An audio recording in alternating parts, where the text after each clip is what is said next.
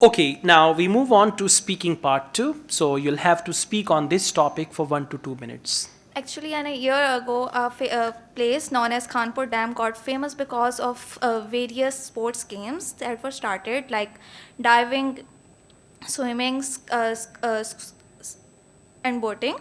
I saw a video on TikTok. A girl was diving from a height, and that made me curious and interested in how people swim and dive from a long height.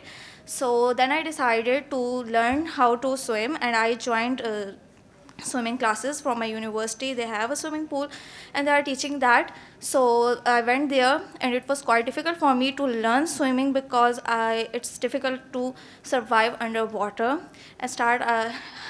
I faced difficulties, but with time I got better in it, and I feel very very comfortable and very proud to learn this skill, and because it makes your mental health better, and you feel good after swimming.